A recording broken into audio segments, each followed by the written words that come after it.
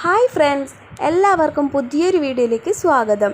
ഇന്ന് നമ്മൾ സംസാരിക്കാൻ പോകുന്നത് എല്ലാ അമ്മമാരും കാത്തിരിക്കുന്ന ഒരു ക്യൂട്ട് സ്റ്റേജാണ്.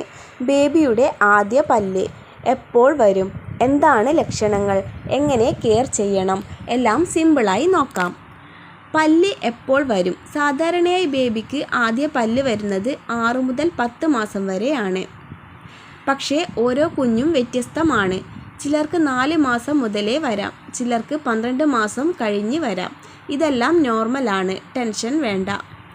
ആദ്യം വരുന്നത് താഴത്തെ മുന്നിലെ 2 ചെറിയ പല്ലുകൾ. 2-3 വയസ്സാകുമ്പോൾ കുഞ്ഞിന് മുഴുവൻ 20 പാൽപ്പല്ലുകൾ ഉണ്ടാകും. പല്ല് വരുമ്പോൾ കുഞ്ഞിന് ചില മാറ്റങ്ങൾ കാണാം. വായിൽ നിന്നും വെള്ളം വരുക, എല്ലാം വായിലിടാൻ ശ്രമിക്കും, ചുണ്ടുകൾ ചൊറിയും, ചെറിയ കരച്ചിലും ഇറിറ്റബിലിറ്റിയും, ഉറക്കം കുറയാം. ശ്രദ്ധിക്കുക, ഹൈ ഫീവർ അല്ലെങ്കിൽ ഡയറിയ ഉണ്ടെങ്കിൽ അത് ടീത്തിങ് കാരണമല്ല, ഡോക്ടറെ കാണുക.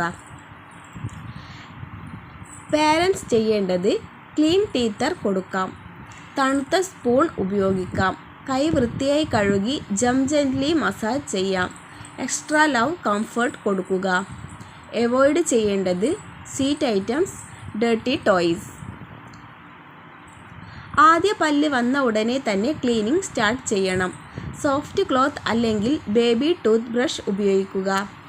രാത്രി പാല് കുടിച്ച് ഉറങ്ങുന്ന കുഞ്ഞിന് വായ് ക്ലീൻ ചെയ്യാൻ മറക്കരുത്. ഈ വീഡിയോ നിങ്ങൾക്ക് സഹായകമായെങ്കിൽ ലൈക്ക് ചെയ്യൂ, ഷെയർ ചെയ്യൂ, സബ്സ്ക്രൈബ് ചെയ്യൂ. ഇനിയും ബേബി കെയർ വീഡിയോസ് വേണമെങ്കിൽ കമൻറ്റ് ചെയ്യൂ. Thank you for watching.